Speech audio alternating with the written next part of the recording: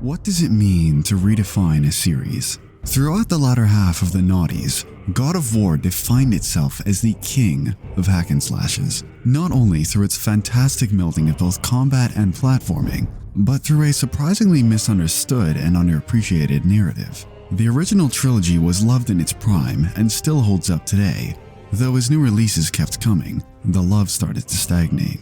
A long hiatus and many wacky concepts later, a redefined God of War was released in 2018. A whole new mythology, a much more open world, and a very different approach to the Kratos that we knew.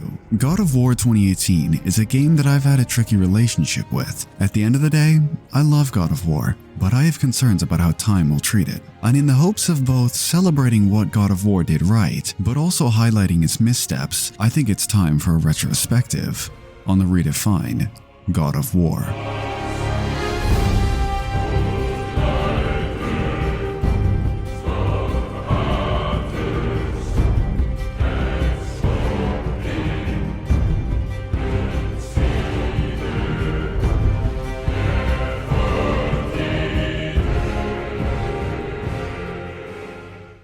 To take a look at where we're at with God of War, it's important to reminisce on where it came from. I played the series in a bit of a strange way. My first game was 2018, and I liked it, but didn't love it at first. After Ragnarok had released last year, I loved the story so much that it sparked that curiosity of, what did I miss out with the origins of the series? And the answer was, a lot. Myself, like many others, had preconceived notions about the original trilogy. I thought they were going to be a bit too egregious and overindulgent, and feel dated in the modern day. But the thing that I underestimated the most was the story being told, and more specifically, Kratos. It bothers me now when I hear a lot of newer God of War fans say that the new games are the first ones to have these great stories, because that couldn't be further from the truth. They absolutely take a very different approach, with the trilogy being much darker, and without spoiling anything, really quite gut-wrenching at times. I feel that time has treated these games quite well. The first game is just about 20 years old, and while I see the argument floating around that the original game is dated, as someone who played it for the first time in 2023,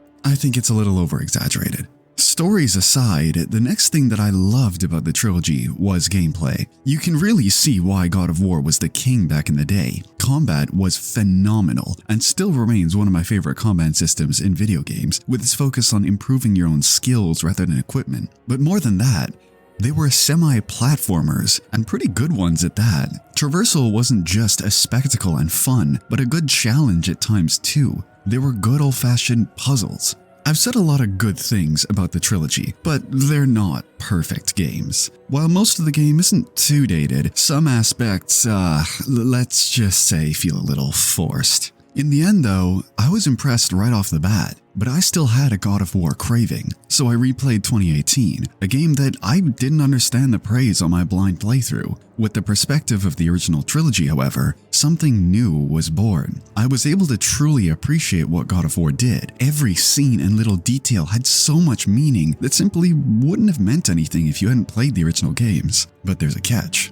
While I ended up falling in love with so much of the game, there were also critiques from my first playthrough, which were enhanced by playing the original games. And before I start gushing about why I love God of War, allow me to share why I have a bit of a tough love with it, and it all boils down to one thing: gameplay. If you were to ask me one thing that irks me about God of War, it would be sections in between both story events and combat encounters. Kratos and Atreus' journey is admittedly a very different setup to any of the previous games. That thematic approach alone means things would, of course, be different. The issue I have is that it's a bit too safe. It's honestly something that's tricky to handle with a more open world and freedom-based map that houses our story. It's absolutely gorgeous and well crafted, but there's no challenge to it. Navigating our journey is simple. Traversal is moving your analog stick and pressing circle to jump every once in a while. This was a purposeful decision to, of course, allow for more conversation between characters during the story, but that doesn't change the fact that it just feels a little too Last of Us rather than God of War. There are still puzzles, and those are a bit of a double-edged sword for me. On one hand, they inadvertently teach you how to use your weapons in combat by allowing you to grasp and learn everything that they can do, which is actually really quite clever, but there's still a bit easy and don't normally involve a lot of movement and challenging your mind. The consensus I get is that 2018 feels almost lost in what it wanted to do. The original trilogy was firmly rooted in its identity, and every aspect of the game fed into that. 2018 has some parts which feel right out of any other Sony exclusive. Is this a bad thing? No.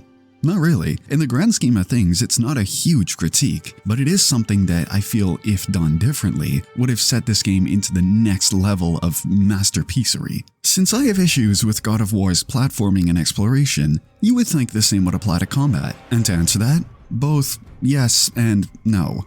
Just as with traversal, combat fits the thematic set piece of this story perfectly. Kratos is a different man than he was in the past. He wouldn't want to identify with his old self, and hence changes his way of fighting. I like to compare the games in a very style versus substance approach. The original trilogy had some depth to its combat and weapons, but playing as Kratos was a whimsically sinful dance. Combos were extravagant, and that's part of the reason I fell in love with the trilogy's gameplay. The rebooted God of War has always been a little more about substance, large skill trees and interchangeable moves and equipment pieces to replace button-based combos. Not that they don't still exist, just in a very different form. Combat also feels much more personal, having a much larger focus on parrying and guarding, instead of all-out destruction. 2018's combat is something that I had to grow to like. After spending a lot of time with it, I can appreciate the focus on making each interaction feel much heavier and purposeful. Using a runic attack, for example, is an exciting moment every time.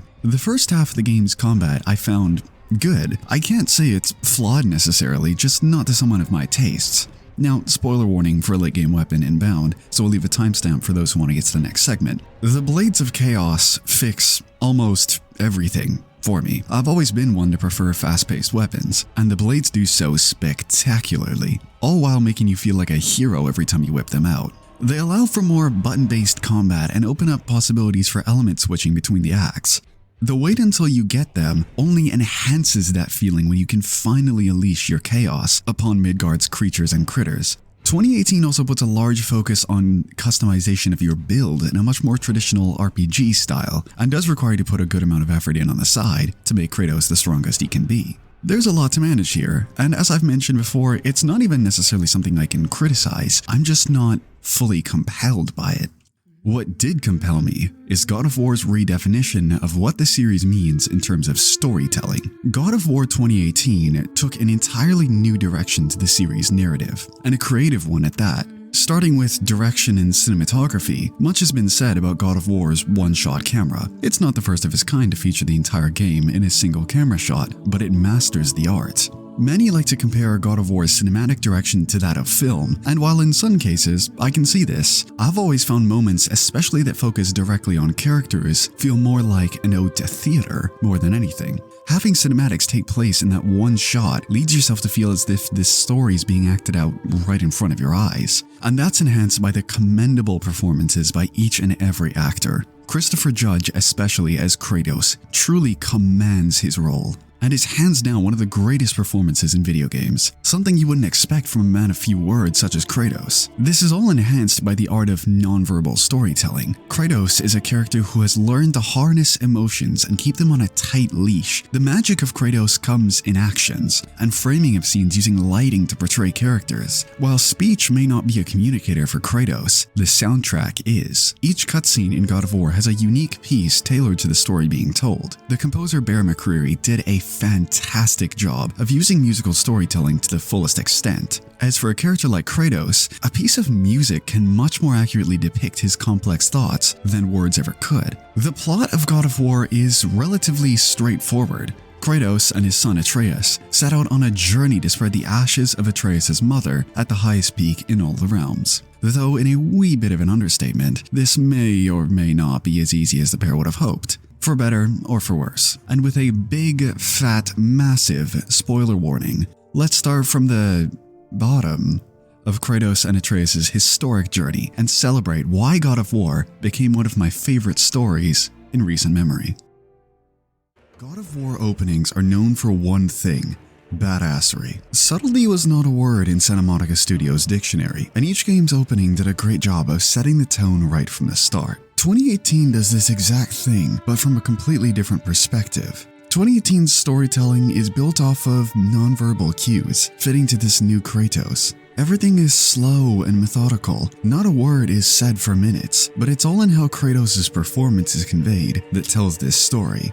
As his bandages slowly peel away, glimpses of his past come to him. But this is a reborn Kratos. Instead of unleashing that, he holds it inside. He knows it's there, yet has developed control over it. After all, after the events of the original games, he would be traumatized. And 2018 tells the story of how trauma affects him through moments like this throughout the game. His past is not the only thing that Kratos has to manage, however. He has a son now, Atreus, who he has the responsibility of raising. Shortly, we realize the tree that was cut down at the start of the game was for a funeral pyre, one for Kratos' wife. Any long-term God of War fan's heart would already be broken. Kratos' previous family experience was already full of grief, accidentally killing his first wife and daughter. So for him to have this fresh start where his newfound lover is gone already, the pain he would be under is immeasurable. It also brings into question his father-son dynamic with Atreus. It's very clear that Kratos' trauma is affecting his love for Atreus. They from the start are so very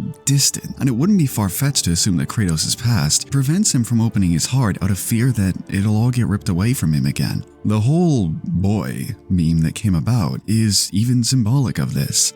It's far deeper than just a cold front. It's a father who refuses to be attached to yet another child of his who may lose his life.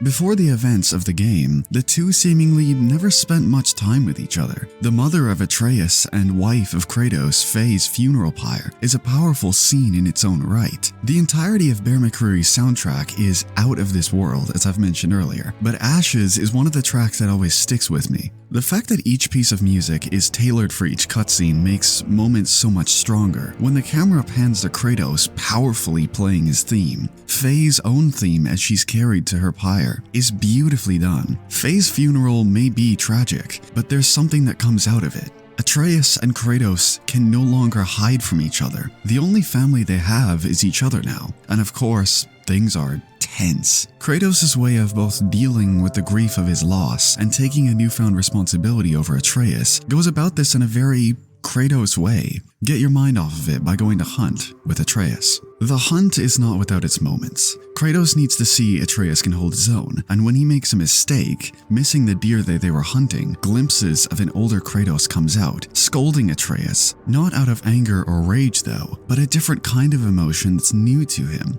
More than anything, he just wants his son to be able to hold his own. He wants him to be better. In the end though, Atreus is just a child. He can't be perfect. Not at this age. The next time a shot opens up for the deer, Kratos helps Atreus shoot instead. It's touching that while Kratos may not know how to be a father yet, he can at least apply all of his years of fighting as a way of gently bringing the two together, a past which tormented him, now being used to build a future, a theme we're going to see quite a bit throughout the game. It's a success, and they hit the deer together. Atreus, though, is hesitant to kill it. The dynamic of the compassionate, caring child and father who's so used to death that this feels normal to him is fascinating to see, and it always gets me a bit when Kratos goes to touch his shoulder but can't quite do it. The touching moment is rudely interrupted by our first boss battle, which is pretty much the only boss you're gonna have in the game. The troll fights are the most widely agreed upon fault of this game. They aren't bad at all.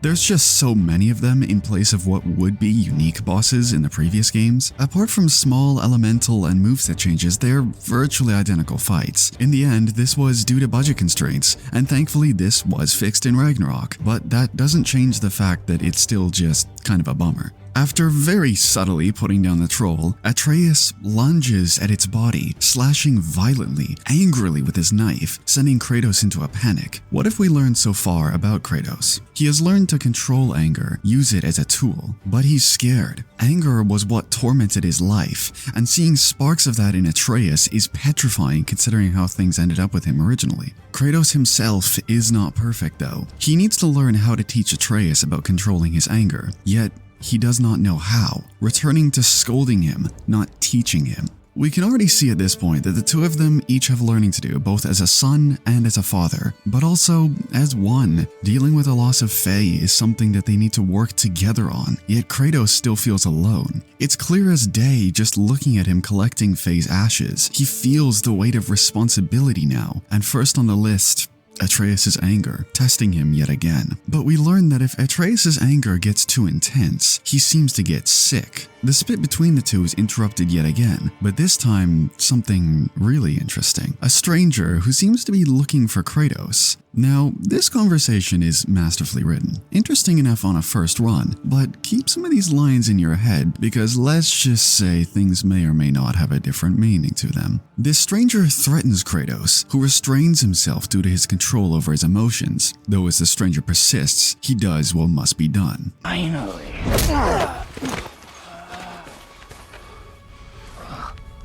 You would not listen.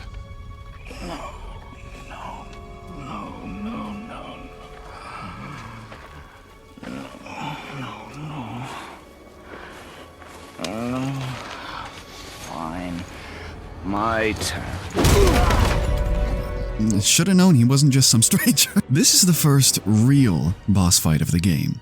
And it's awesome. Anyone who was worried if God of War was going too soft, no. The sheer chaotic symphony of this fight is masterful. The environment around you literally changes, splitting the ground around your home, sending trees just casually flying, honestly reminding me of a Dragon Ball fight. They should have called this God of Ball. Wait, that's not right. Balls aside, the stranger of course makes this great for us by revealing that not only can he heal himself, but he can't feel any pain. Fantastic. The music as well. As Kratos brings this fight to a halt, switching over to his theme just gives me goosebumps. Not much more badass than that. This fight brings into question our story though. We're clearly not as safe as we thought, so taking Faye's ashes to the top of the mountain may be a bit more than a wee hike through Midgard. Kratos is clearly even more distraught now. He thought he was free, so the thought of his past coming back to haunt him again, while he still isn't even ready to take Atreus on this journey with him, is almost too much to handle. But he knows one thing though, they cannot stay home, and hence begins one of my favorite journeys in modern gaming.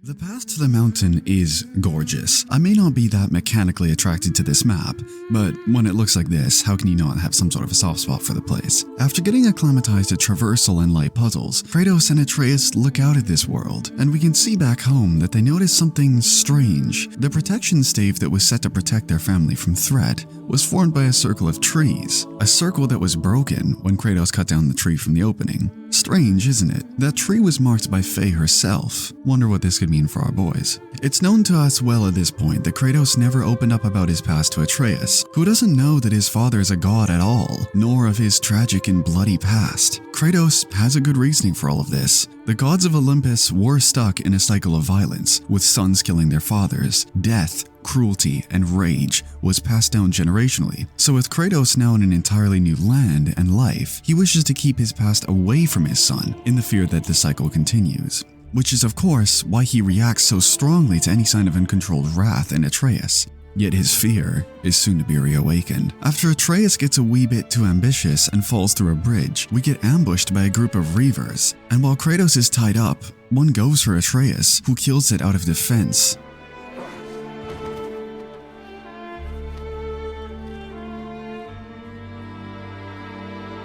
The face of a boy who just had to take the life of someone is just gut-wrenching. Atreus is the polar opposite of Kratos. Killing is something that he should never be tasked with doing, and it's clearly too much for him to handle. Although to Kratos, who has become so desensitized to the act, this is nothing. He tries to console Atreus in his very old-school Spartan way of thinking, telling him to close his heart to these acts of violence, as the road ahead is long, and if his emotional side takes over, the journey will be very, very difficult. I will say, without spoiling anything, after playing Ragnarok, seeing how Kratos and Atreus' relationship started is really quite astonishing. Kratos doesn't come from a bad place with his advice, but it's clear that it does as much harm as it does good. Not far down the path we meet Shit, this is my boy right here, Brock. What's good, man? That's enough of that. Brock is a dwarven blacksmith who subtly flexes that himself and his brother made the axe that Kratos now wields for his wife Faye. Brock and his brother are going to have their own time to shine later on, but this first meeting is a good little showcase of his persona. But also, even before we meet, Atreus seemingly senses something in the trees that no one else could have thought to pick up on. Might seem insignificant, but it's in actuality a subtle hint for something to come. Along the path, the pair meet a boar and decide it's time for a second go at hunting, though things are much less tense this time. When Atreus' arrow doesn't penetrate the boar, there is no anger, instead curiosity and acceptance. The second shot we get with Atreus is successful, but of course we manage to hit the only boar in Midgard belonging to Freya, a witch of the woods, who isn't exactly the kindest of hearts after using her friend as target practice. Freya's woods are a spectacle, not only through her magic abilities and the stunning plant life around, but come on, she lives underneath a colossal turtle. You can't get much cooler of a crib than that. Freya can sense that Kratos is a god and warns us that gods in this realm will pose a threat to our journey. But more than anything, hiding the truth from Atreus may be the biggest threat yet. After a wee spot of flower picking, Freya gives us the compass to navigate the world and use of our boat. Damn kind considering we used her bestie as an archery target, but hey, we take that. The compass itself is something I've always found really odd in God of War. It doesn't stay stagnant. It's constantly moving the direction you're supposed to take. For example, while the distance on the compass may say 500 or 600 meters away, the compass itself leads you to a corner a couple meters away. It definitely takes a little while to get used to, and I'm not 100% sure why exactly this was a decision made. You don't have to reinvent the wheel with rocket launchers and RGB lights, guys. Some things just work fine as is. The compass is not a game breaker at all. It's a minor grievance, but one that's always puzzled me. What I am confident on is the scene that comes right after leaving Freya's house. As we enter the Lake of Nines, a wide body of water with some slightly interesting background, though right in the center, a statue which has to sacrifice her arms to the center of the water. With the Leviathan Axe's recovery technique, we can very easily recall it, so we toss it in. And what happens next is nothing short of masterful. Okay, go on board! I am! This is great!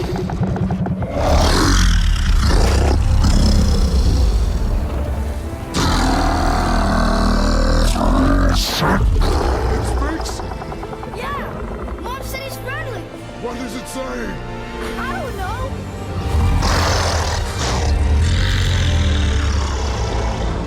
Good old Yormi never fails to disappoint. The world serpent, so large it can wrap itself around the whole lands, has risen, and with that reveals an entirely new view of the Lake of Nines. This scene always impresses me on a technical level. Not only is Jormungandr an actual physical object in the game, but the sky and water level change mid-cutscene, revealing all of this extra land, and Tyr's temple, all combined with no loading screens and one camera shot, is a true testament to the developers at Santa Monica Studios. I'm no dev, but from my eyes, that seems like a massive undertaking, and not even close to the only example of world-bending God of War has in store for us. With the world now in a new form, Tyr's temple is the next step in our journey to the mountain's peak. And after meeting Brock just past the doors, it's host to the last main character for the game's first act, Sindri. Sindri is Brock's brother, and while we knew that the two were split, who would have known that they would have been so close by to each other? Sindri and Brock's dynamic is a part of the game that always fascinates me. The two are polar opposites. Sindri, a neat freak focused on organization and cleanliness, and he gets squeamish real easy. Brock, on the other hand, much rougher in both appearance and attitude. Brock's the life of the party, and Sindri is the one who has to clean up his mess. The two were partners before the events of the game, but split due to competition between the two getting too fierce. So the relationship between the two is rocky at best. They do show care for each other though in their own unique ways. Brock goes to look at how Sindri modified the Leviathan Axe, teasing his capabilities but also asking if he's eaten well enough. I'll continue on the relationship as the story goes further, as the brothers' relationship ties into a very important overarching story that God of War tells. The path up the mountain is blocked by a mysterious black fog, and Freya just kinda shows up after we mention her name, like stalker much? Nah, she's just fascinated by Kratos and Atreus' journey, although mentions that by helping us, she may be making up for a lifetime of mistakes. A wee bit peculiar that. Freya can't clear this black fog herself, but she does know what can. The magical light of Alfeim.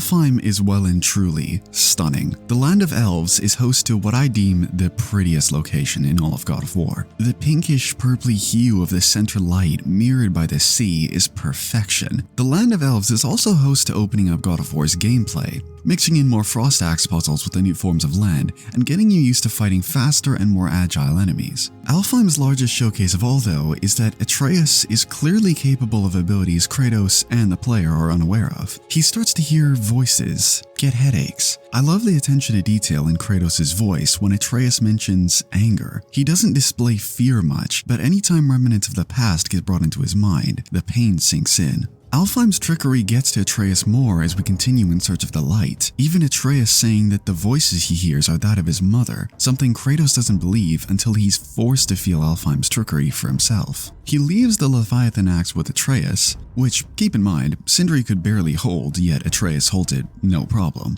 Inside the light of Alfheim, he hears Atreus, angry, talking to Faye about how he believes his father doesn't want him, doesn't love him, how Kratos never speaks to him or teaches him, and wishes he would have died instead of Faye. Atreus' voice soon apologizes and hopes that if Kratos tries harder, he'll return the same efforts. As Kratos reaches a whole new location to us, he gets pulled out of the light by a furious Atreus, one surrounded by the corpses of elves. Kratos was gone a lot longer than a few moments, and yeah, Atreus alone managed to keep off an entire swarm of elves, and in his anger starts coughing again. It's obvious by this point, the kid's got something up. That many elves wouldn't even be easy for Kratos, let alone Atreus by himself, which is wildly impressive of him. They press on, but it's clear he holds some form of a grudge over his father. More than anything, angry that his father doesn't care about him or Faye's death, mirroring that voice Kratos heard in Alfheim's light. This confrontation with Atreus was a bubble that needed to burst.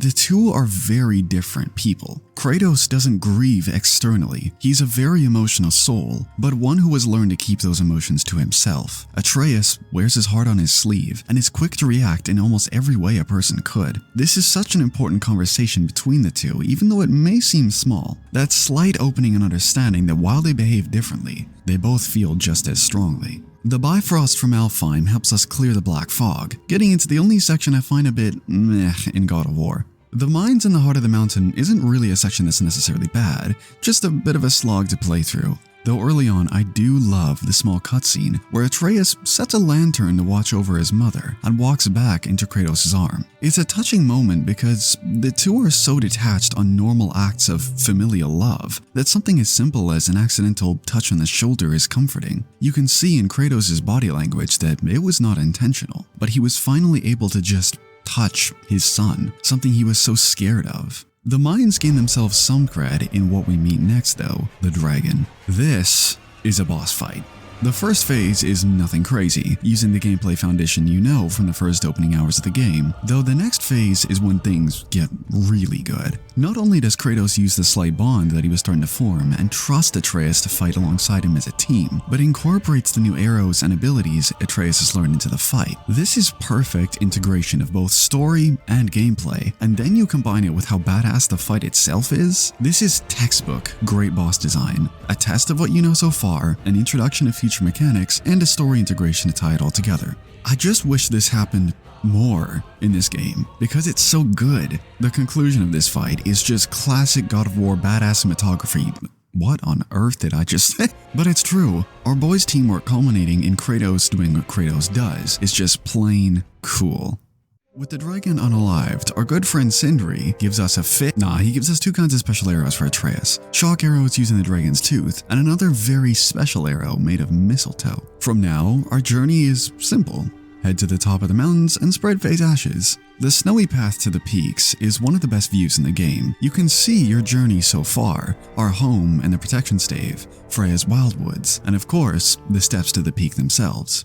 Beautiful. Arriving at the peaks may not be quite as simple as we expected. The stranger from earlier alongside two of Thor's sons. There's another subtle hint from the stranger who calls us the tattooed man who may travel with a child. Surprising considering that he seemed to know us very well at the start of the game, now didn't he? When they walk off, we have a chance to speak with Mimir, who would not hesitate to tell you he is the smartest man in the world. Mimir is a fantastic character, and he works almost as a medium between Kratos and Atreus to ease and strengthen their bond as that neutral figure, while also having a big personality of his own. Mimir is the bearer of bad news, that the highest peak in all of the 9 realms is not in fact here in Midgard, but in Jotunheim, the land of the giants. To travel to Jotunheim, we need a few things to open the travel rune, which thankfully, Mimir knows the location of. The smartest man alive knows one more thing, however. Kratos needs to stop hiding his past from Atreus. It's very well known that it's hurting Atreus due to his cough, and by this point in the story, it's almost more interesting than the main plot itself. To escape the torment of Odin, Mimir needs us to cut off his head and have it reanimated, and we know just the person who might be able to help us out with this. Freya is willing to help us due to her trust in our quest, but has a very strong reaction to the fact that Atreus has those mistletoe arrows that Sindri gave him, claiming that they're evil, and that if we find any more of them, they must be destroyed. I wonder why that could be. She does manage to boil Mimir back to life though, and it's revealed that Freya herself is a god. Kratos is furious that she kept this secret from him, but I mean, really man? Really? He stomps out and awaits the World Serpent, who with the help of Mimir's language of the ancient snake, leads us to one of the most standout locations in God of War. Thamur's corpse is such a departure from the lands we've been so far. Cold, wintry, snowy, which I have to admit the Canadian in me has a soft spot for. The scale of it all reminds me a lot of the original trilogy, and that's reinforced by the focus on traversing Thamur's colossal corpse and including a lot more technical puzzles. I'm a big fan of how they handle the gameplay and traversal in this section compared to the rest of the game. Our objective here is to get a chisel capable of carving the travel rune to Jotunheim, and that's much easier said than done. The ice covering this chisel is so thick even Thor himself couldn't pierce it, so in the most Kratos solution ever, we climb all the way to the top of Thamur's corpse and release the mammoth hammer. It's also quite touching that Kratos lets Atreus help him push the hammer. We know Kratos can move the entirety of Tyr's temple on his own, and Atreus is nowhere near his strength level, but it's his way of showing a little bit of love for his son without making it overtly obvious. Approaching the chisel meets us with a very old-school God of War conflict, the sons of Thor, Magni and Modi. The way these two are handled is very similar to the original trilogy's God. When they're on screen, they claim your attention, but when they're off and away, it never really seems like they're doing anything. It's all or nothing compared to who we know as Baldur in this game, and especially Odin in God of War Ragnarok. It's an approach that fits their character very well, as they are the brawn of Norse gods. They don't need extravagant backstories for their character. They do command your attention very well in this fight, however, with their abilities in both throwing smack talk and fists. They aren't that complex mechanically, they're quite tanky and don't have crazy abilities, though if you do get hit, you get hit hard. What's more interesting to me though is the in-between phase section, where you have to block both taunts and the brothers themselves. When you do defeat the brothers for good, Magni is killed brutally by Kratos, but even more intense is Atreus letting loose on Modi, almost as a mirror image of the old Kratos. He starts coughing blood due to the new level of anger he's reached, and tension is higher than ever on what fate has in store for him, yet Kratos still remains silent and continues on with the chisel in hand. The rune is held underneath Tyr's temple, and there's a touching moment where a little bit of role reversal happens, and Atreus becomes the teacher. Kratos leaning down to listen to his son teach him how to read runes is so damn sweet. It's a small moment, but one that almost goes to act as a landmark in Kratos and Atreus' relationship, to see how far that they've come throughout their journey. The touching moment is interrupted by Modi, furious at the murder of his brother, returns with death fueling him, trapping Kratos in an electrostatic cage. Atreus, seeing his father tormented in front of him, unleashes something that we didn't know he had inside him, what looks to be a form of Kratos' Spartan rage, but it's too much for him to handle, and collapses on the ground.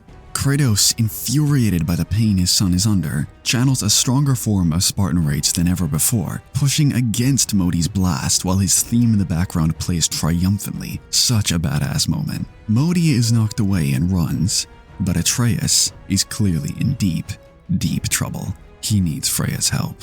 And thus begins my favorite sequence in the game. The tone has dramatically switched from one of hope and adventure to that of pure dread. The map itself has transformed to suit this. The skies, now a haunting, dark, stormy dressing for the horror set upon us. Because of Kratos' fear teaching Atreus about his nature, and in result, the potential of Atreus himself being the son of a god, Atreus' mind could never come to grasp the power of godhood. This isn't just a story about Kratos and Atreus though, as God of War is a story about how trauma in the past can affect people, and in specifically this game's case, families. Through fear of being shunned or cast away from his family, Kratos kept all of this to himself instead of growing and moving as a family, something that he's soon to learn the consequence of. Seeing Kratos with a deathly ill Atreus is utterly heart-shattering with the context of the original trilogy. The thought of losing another child due to his own desire to keep his past hidden leaves him covered in nothing but self-guilt and horror, his voice crackling up when he says,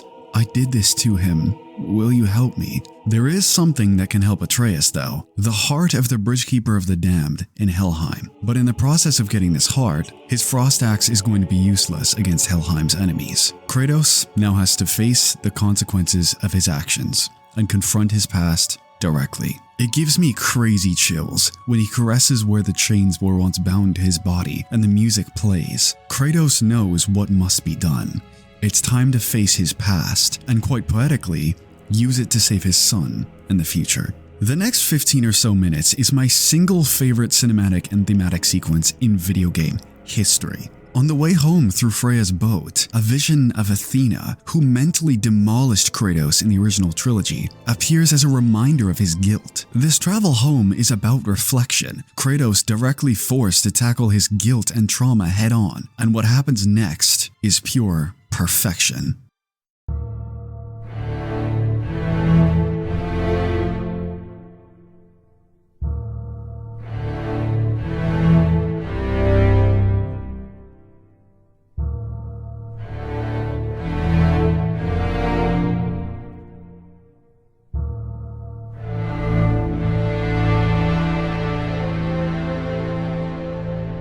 What's under the floor is a physical reminder of the Kratos that once stood. Having them in his home, constantly with him, is a wonderful metaphor for how trauma may leave the forefront of your mind, but will never escape you. Kratos hid them and his trauma away, thinking he could run, though now he must face it head on.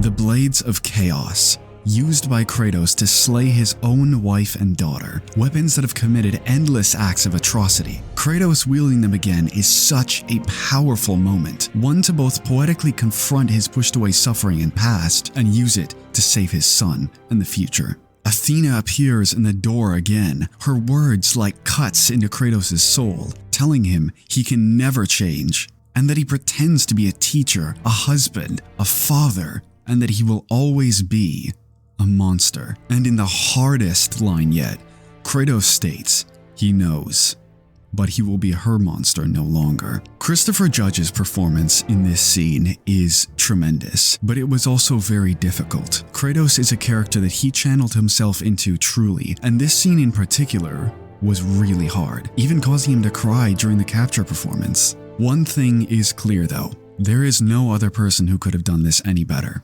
As I've said before, one of the greatest performances ever. Letting you unleash the blades directly after blasting Kratos' theme is more than just a fantastic gameplay sequence. It's hammering in that this is Kratos. From this point on, the blades have been redefined. They also are just so much better than the Frost Axe, man. The axe has its uses and still will, but from a spectacle and fun perspective, this is the shit, man. Helheim is different from the hell many would expect. This isn't like the hells in Greece, which were fiery and more disturbing. Hell in the Norse mythology is cold and snowy, and time moves very slowly to add to the dead's suffering, but thankfully for Kratos, gives him more time to save his son. When we meet and kill the Bridgekeeper, there's another subtle moment I want to highlight. Kratos, while killing the Keeper brutally, takes a moment to rest his hand on its chest, in a way showing a form of remorse. This killing was not needless. The first big kill with the blades was one out of necessity, not pure hatred. And it's a brilliant showcase of Kratos' development. But before we can return to Freya, there's an awfully eerie sight for Kratos to bear witness to.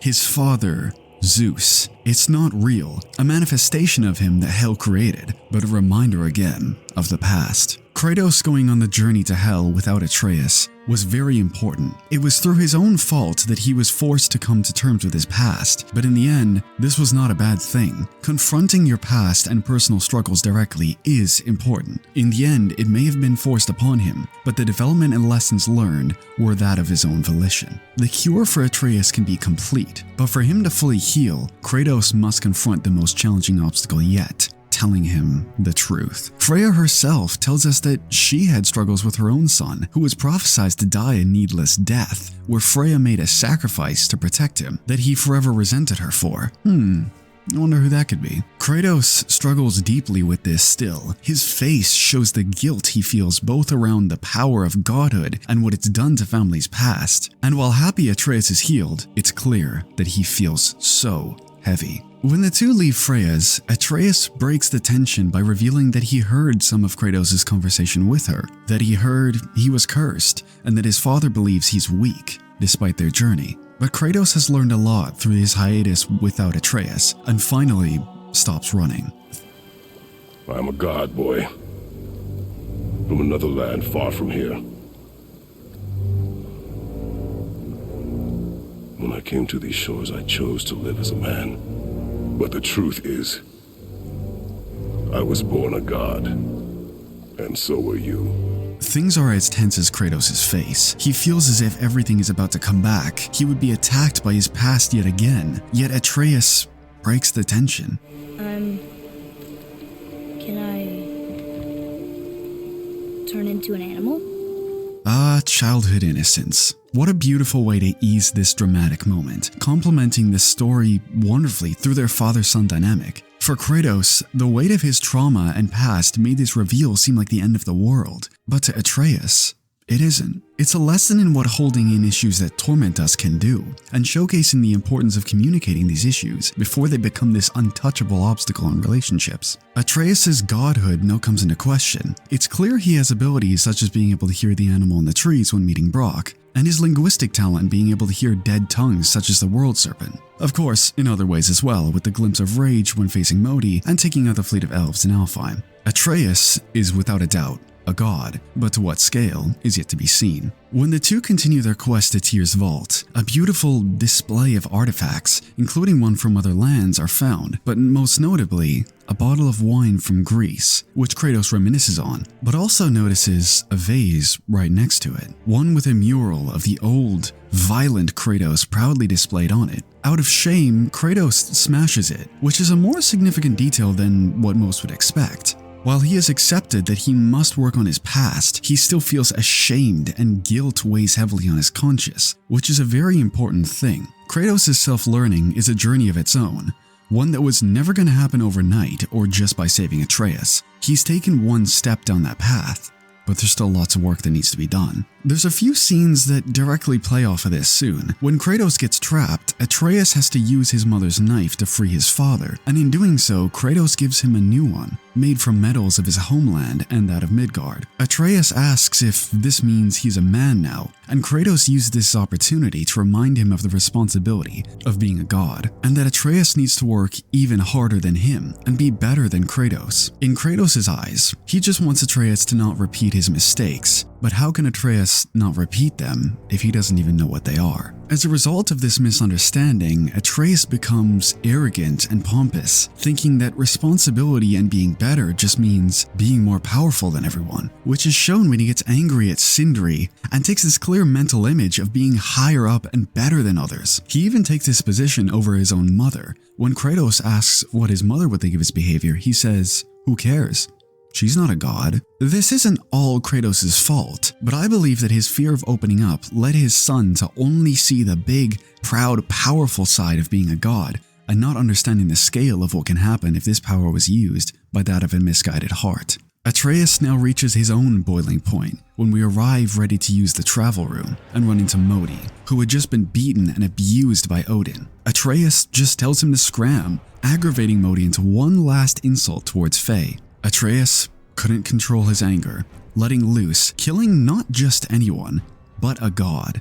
Atreus' kill is one that goes against everything Kratos has taught him, one out of indulgence and not for survival. Yet without understanding the true consequences to his actions, Atreus still doesn't get it. When we finally carve the travel rune, Baldur shows up and spoils the damn party. Like, come on, this is the second time, let them go. The fight gets tenser and tenser before Kratos slams Baldur into the portal and in consequence, destroying their only way to Jotunheim. Atreus is furious with his father, even going so far as to shoot his own bow at him. God, I mean, talk about a power trip. Kid's got godly powers he doesn't even understand, and is that carefree to shoot his own father. Maybe the cycle of sons killing their fathers is doomed to repeat itself after all. He cockily goes after Baldur, though that was a fight he was never going to win, and Baldur kidnaps him in a dubious fashion. Been a while since we had a real epic fight, so okay, let's just scrap on top of a dragon. Things aren't even close to calming down though, as when Kratos gets knocked off of the dragon, we sprint back to the realm travel room, where everyone gets sucked into Helheim and split up into their own groups. So, you could say things are a bit messed up. Kratos is understandably disappointed in Atreus. Anger has destroyed their mother's request. Every path Kratos walks, anger seems to interfere. He scolds Atreus, who gets a new reality of mishandled godhood, shame. Hell is host to more visions, just as the one with Zeus earlier on. First, of Atreus stabbing Modi, which Atreus seems to be shocked by, claiming it wasn't him. I feel like him being so distant about this incident could be something as simple as being high on power. I mean, he is a child who just discovered he had god powers, and also a lot of denial. He is, after all, the Atreus that is so compassionate, coming down from that power high and realizing what he has done. Hell's next vision connects a lot of dots that we've had looming over the whole story, revealing that Baldur is the son of Freya. Freya's story about wronging her son was because she had put a spell on him granting him invincibility, but in consequence, removing the ability for him to feel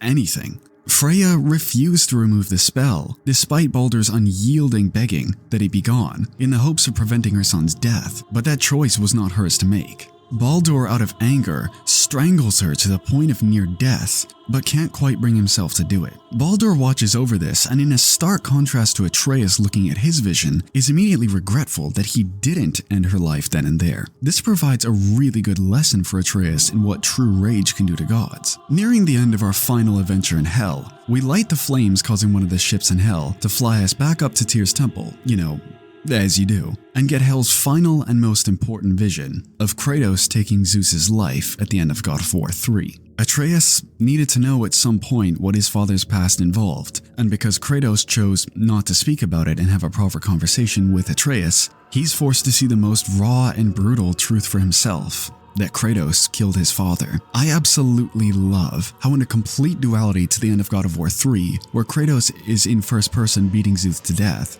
2018 goes into first person as well, but instead shows Atreus taking Kratos out of this distraught mind, helping him. It's fantastic use of cinematography to go hand in hand with this game's story. The honestly quite insane plan with the boat works, and we end up in a very strange part of Tyr's temple. On a mural that was left in one of Odin's personal quarters, Mimir notices something strange and uses one of his abilities granted by the giants to unveil knowledge of a secret key unlocking a chamber, finally, to Jotunheim. Good thing we know a good blacksmith. Brock, though, claims that if it's not armor or weaponry, he doesn't want to take part in such insignificant gewgaw. Actual Brock quote that. Though they may have separated due to intense competition between each other, Sindri arrives as if on cue, and it's pretty obvious from the way the two talk to each other that they still love each other. There's no tension between them, just two brothers giving each other a little bit of playful slack. Just as Brock and Sindri were able to come together and forge the key for Kratos and Atreus, they also represent something critical in this point in the story: regrowth.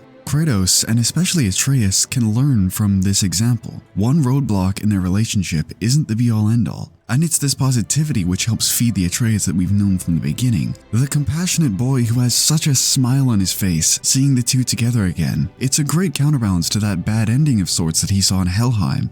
Key in hand, it's time to do Kratos shit. And in order to continue on our path, we have to flip Tyr's temple. Yeah, like literally flip the whole damn temple. Damn, Kratos, why are you gonna make the most badass shit anyone's ever done look so effortless? The Unity Stone, which allowed Tyr to travel between realms in hand. We can leap off the path of the world tree safely to unlock the Jotenheim Tower. There's a fight here which was pretty interesting in concept, taking enemies from each one of the realms visited and about the 90th troll fight. But I've always found this fight to be a little strangely placed, and that's not my only issue with this section of the game. Once we head back to the realm travel room to finally head to Jotunheim, the travel crystal is missing, so we need to grab Mimir's other eye and use him as the crystal. God of War constantly throws roadblocks in its stories, and while yes, it does use these to tell critical parts of Kratos and Atreus' story, I can't help but think, this could have been better written, as it just feels painfully overindulgent and cliche in moments like this. In order to use Mimir as a reflector, we're gonna need to find his other eye, which was hidden in the statue of Thor, the same statue with... yeah, not gonna be so easy, isn't it? Hey, you know what though? Your boy Yormi is chill with it though, and he's fine with letting us casually bone inside his stomach. I love this bit, as Jormungandr himself is fascinating to me as just a thing in this game. Not only is he this massive character, which isn't pre-rendered or anything, but he does all of this with a fully modeled interior too, that you don't have to wait to load into.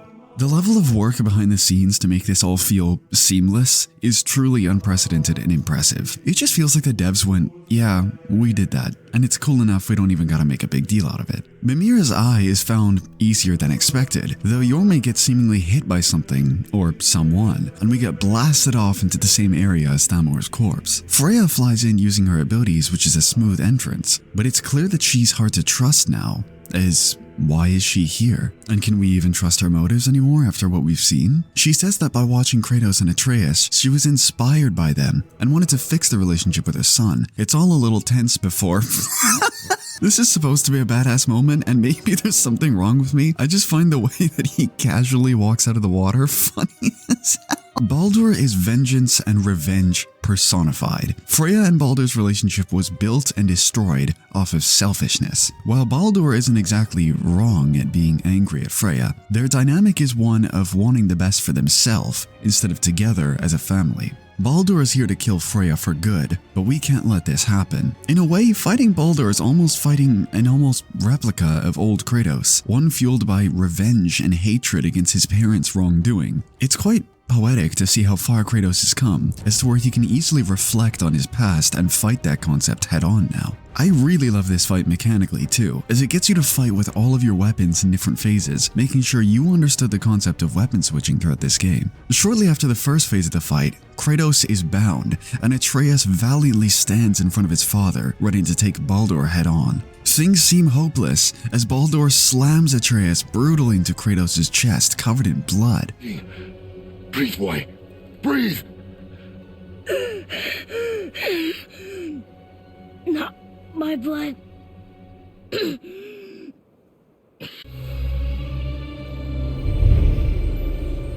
What is that? Ah, those mistletoe arrows. The ones that Freya was so suspiciously angry about, were Baldur's one Achilles heel this whole time. We finally have a sense of hope. We can win this now.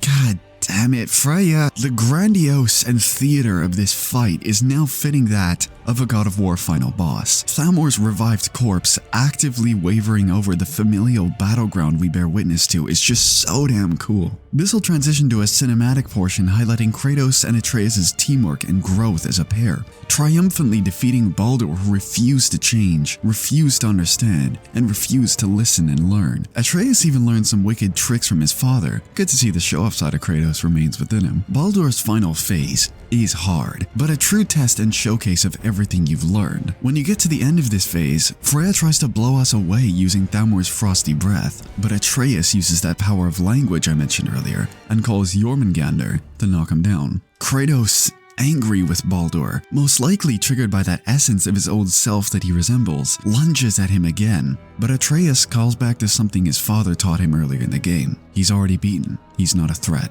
It's up to Baldur and Freya to handle this themselves. Freya is ready for whatever Baldur wants to do next. She has accepted that she has done wrong, but goes about this in the wrong way, letting Baldur take the lead. Relationships aren't built off of leadership though, but out of equal effort. Baldur himself delights in this power Freya has given him and goes to end her life. Why do you even care? You could have walked away. The Sigolians here must be better than this.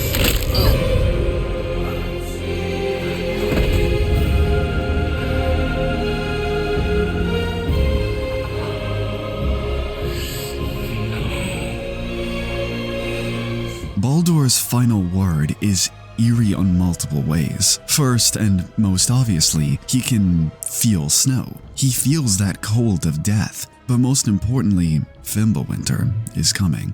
Something we'll get to later. Daniel Besuti's performance as Freya is outstanding during his death, in grief threatening Kratos heavily and instigating him to tell Atreus the real truth. Does he?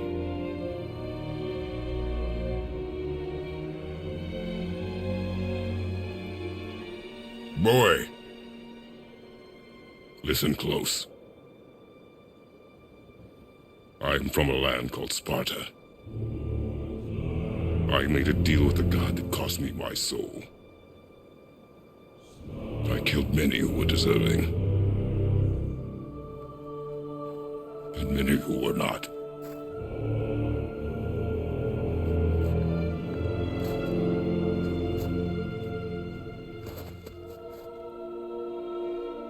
I killed my father.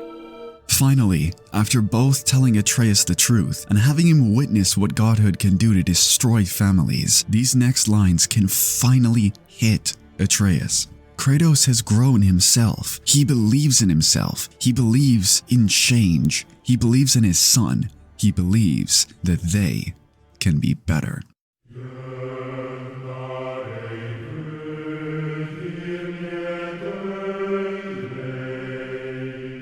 The highest peak in all the realms. It's always been looming as the final destination throughout our journey.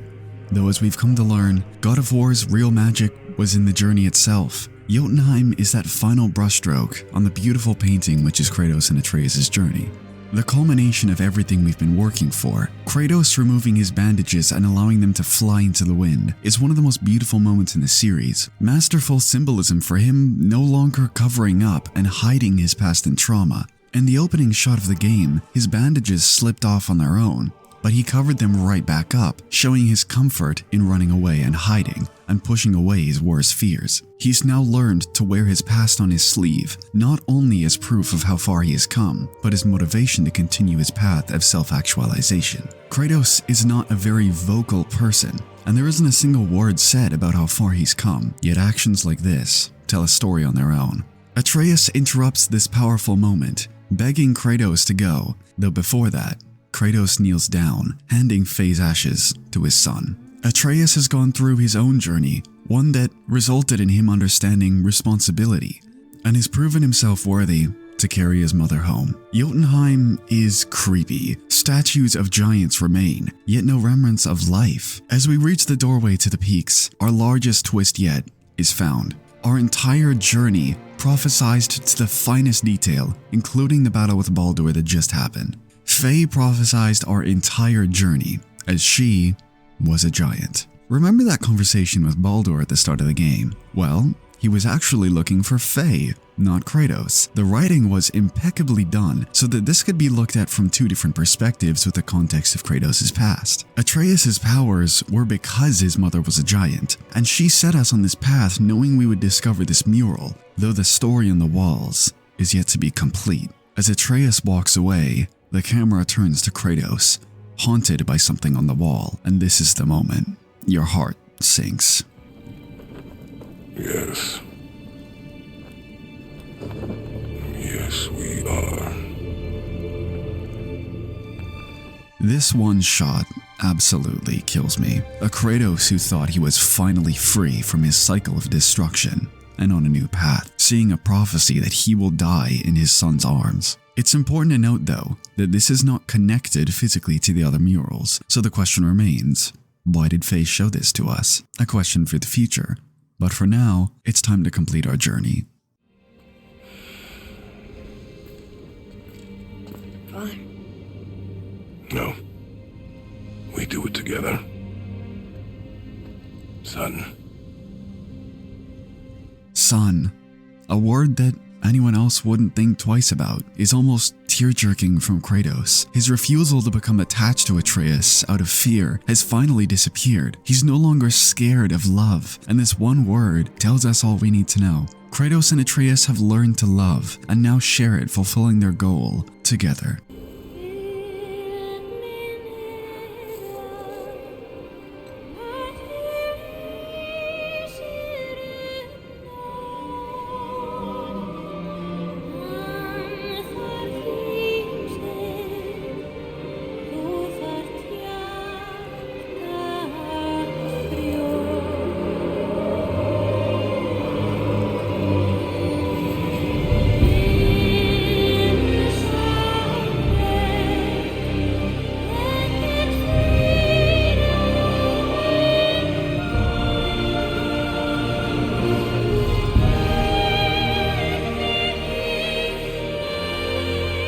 Goodbye, Faye. I love you, Mom. Faye's ashes have been spread. The rest of the giants in Jotunheim may already be gone, and seeing their corpses across the lands is honestly quite disturbing, but she's with her people now. Atreus remarks on the murals that we had seen just prior, and that there was something interesting about his name on the wall. The giants called him Loki. Wonder what Ragnarok is going to focus on. As I'm sure is obvious by now, God of War is a game about family, a game about how struggles with trauma, keeping secrets, a need to control, competition, and rivalry can separate and ruin relationships. Yet it's also one that shows that these struggles don't have to be permanent, one that celebrates growth and rebuilding what has been broken. The story of Kratos is one that hits me really hard. His story is about learning you are not your past. No matter what you have done, you can always change your destiny, and the only way to do so is by facing yourself head on. Combine all of this with the usage of this series and a reboot to tell this story, it's a combination that if someone had told you about beforehand, you would have laughed at it. But as an almost perfect mirror to the story being told here, God of War is not its past. The series changed its own destiny, and that right there is poetic as fuck. God of War may not be perfect. In honesty, what really is? There will never be a perfect video game, because that isn't what matters. While I have my qualms with God of War, I can't deny the feeling I get just thinking about this story as a whole. And that is what really matters. While I think it's important to look at games and break down the things that make them great, and also call out their flaws, the special thing about games like this is what you take away from them. And God of War has a lot to teach you.